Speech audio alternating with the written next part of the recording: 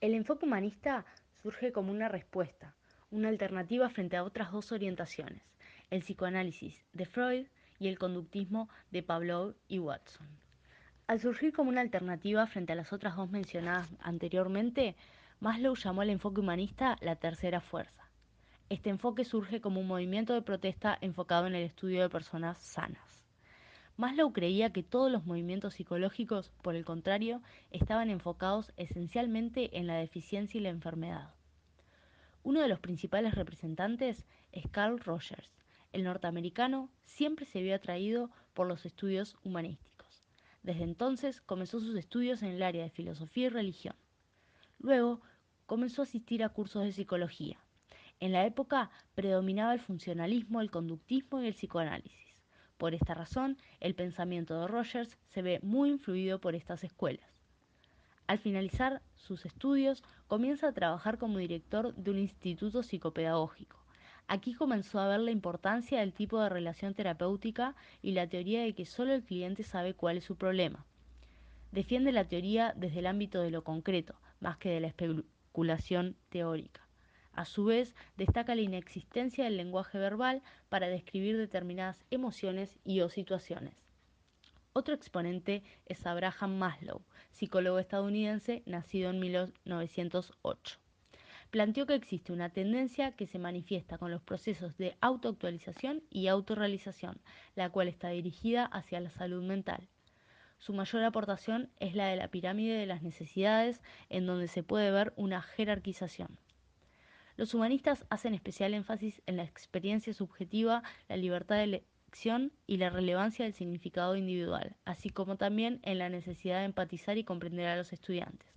Gobel manifiesta: la teoría psicológica de la tercera fuerza exige un nuevo tipo de educación, una educación que fomente la mejor versión de nosotros mismos mediante el desarrollo del potencial, de la comprensión para con nosotros mismos y los demás, así como también de relacionarnos eficazmente y satisfacer nuestras necesidades básicas.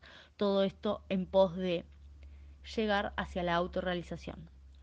El primer concepto clave planteado son los objetivos de la educación.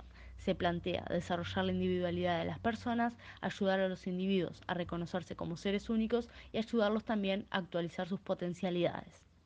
Rogers plantea la tendencia actualizante y expresa que en las relaciones interpersonales es donde se puede dar la oportunidad para que se dé la actualización de los recursos. Por su parte, Maslow planteó la necesidad de autoactualización en base a necesidades básicas. El segundo concepto clave es que desde la infancia se debe apuntar a una educación que enfatice en las particularidades de los estudiantes.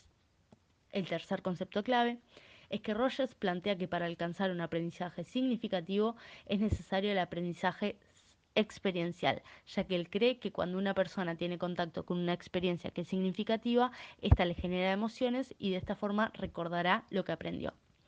En el aprendizaje experiencial se requiere de un especialista y de un clima propicio. Otros tipos de aprendizaje que Rogers plantea son el aprendizaje proposicional y el práctico. Ahora bien, ¿cómo se aplica todo esto al aula?